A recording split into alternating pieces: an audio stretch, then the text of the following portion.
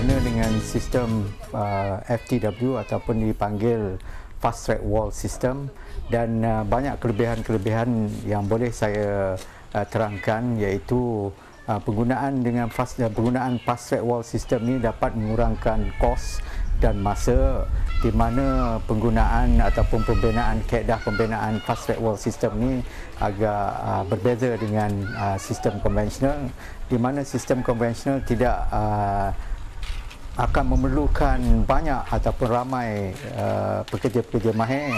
Seperti kalau kita lihat di sini, dinding ni saja ada keperluan untuk bricklayer, keperluan untuk plasterer, keperluan untuk lintel dan juga kerja-kerja yang lain. Sebelum dapat membuat dinding ini, kita kalau konvensional sistem kita kena buat dia punya tiang dan roof.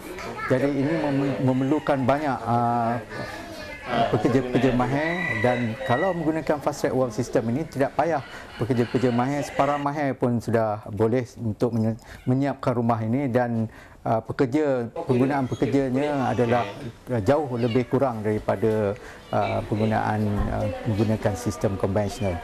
Dan kelebihan fast track wall system ataupun rumah yang menggunakan fast track wall system ini, ia dibina ataupun dindingnya incorporate tertulang, iaitu BRC A5, dan kalau kita lihat di sini, BRC ini boleh membantu daripada menahan daripada gegaran, menahan daripada earthquake kalau ada earthquake yang skala Richternya rendah, iaitu kalau kita ada projek-projek seperti di kawasan East Malaysia ataupun Sabah dan Sarawak, di mana mereka sering akan menghadapi gegaran yang kecil, tremor yang kecil daripada kawasan Indonesia, maka ini boleh membantu, ya. Ini boleh membantu kerana dinding ini boleh absorb gegaran tersebut kalau Richter scale ataupun gegarannya di bawah daripada 3. Okay, nak tanya, duduk dalam rumah ni rasa macam mana bila waktu-waktu panas? Sejuk, tak rasa panas, selesa lah.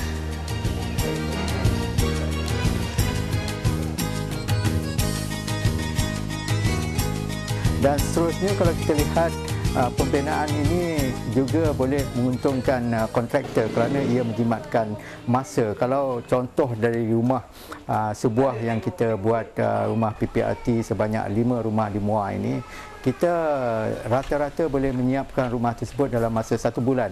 Cuba dibayangkan kalau kita menggunakan 4 ataupun 5 orang pekerja, menggajikan 5 bulan saja. Jadi dibandingkan dengan sistem konvensional, kalau kita nak menggajikan pekerja-pekerja mahir tadi, mungkin dia akan mengambil masa 1,5 bulan ataupun 2 bulan yang cepat. Ini akan memberi ataupun akan menggajikan kos untuk pekerja-pekerja yang tinggi. Selain daripada kos pekerja-pekerja yang tinggi, mereka adalah pekerja-pekerja mahir, di mana formwork, kalau kelebihannya kita tak payah menggunakan formwork papan tadi, jadi kita boleh mengurangkan kita punya penembangan pokok ataupun penggunaan kayu ini juga boleh kita katakan sustainable. Kita boleh membantu daripada penggunaan kayu-kayu yang lebih sustainable untuk negara kita. Kelebihan penggunaan sistem ini juga kita boleh mengurangkan tadi, iaitu banyak perkara-perkara seperti pekerja-pekerja mahir tadi, dan wastage. Wastage ini adalah satu daripada masalah yang dihadapi dalam construction industry. Kalau menggunakan sistem konvensional tadi, wastage, cuba bayangkan kita telah kurangkan aktiviti untuk membina rumah ini sebanyak 9 aktiviti.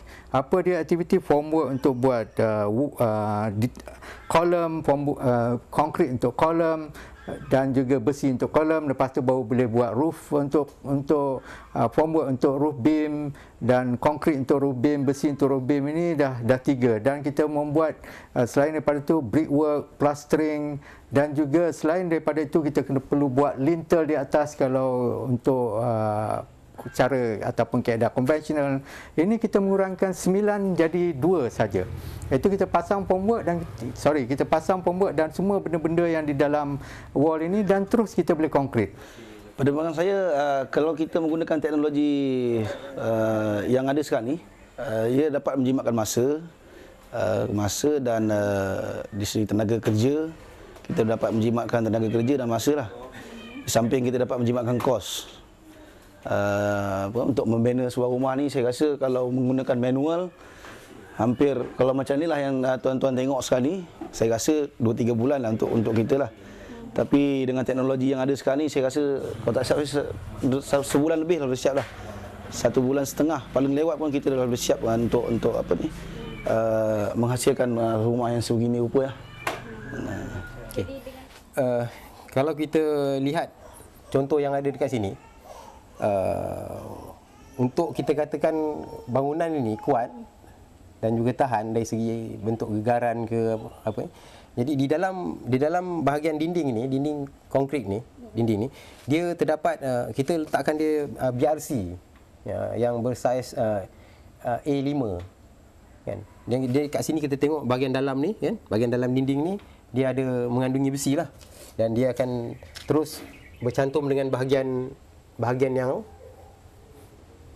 rumah yang asal yang ada. Jadi dalam bangunan rumah yang asal ni pun dia mengandungi BRC kan. Jadi di sini semua BRC di dalam dinding ni dia bercantum kan, menyebabkan dia mampu tahan gegaran dan dia menyebabkan dia kuat kan.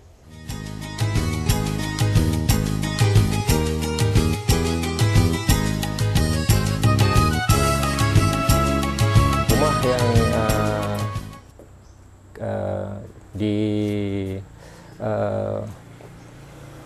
dipatenkan oleh UTM ini merupakan satu konsep pembuatan rumah yang begitu praktikal untuk negara kita, terutamanya untuk di kawasan luar bandar dan pembuatan rumah PPRT dan rumah kos rumah mesra rakyat, yang mana dari segi jangka masa panjang, setiap mall yang kita buat untuk rumah-rumah yang tertentu ini, penggunaannya boleh sehingga ke 50 kali dalam keadaan biasa, dan lebih lagi kalau kita menjaganya dengan elok. So untuk klien-klien yang telah kami rancangkan, so penggunaannya itu melebihi pada skala yang besar. So jadi kalau pembuatan rumah tersebut pada skala yang lebih besar, so maknanya kos tu lebih banyak dapat dikurangkan. Jadi apa yang saya lihat di sini,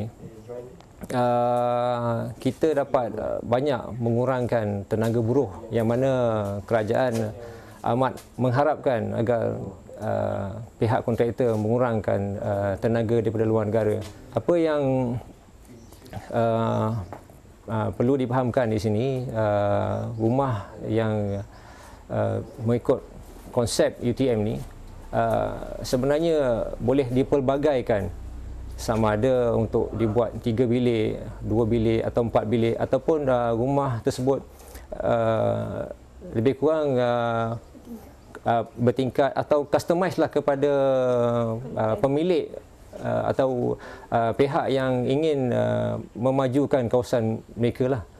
Jadi dia tak terhad kepada apa yang dirancang, dipatenkan di rumah yang konsep yang dibuat oleh UTM. Maknanya rumah tu boleh diperbesarkan lagi.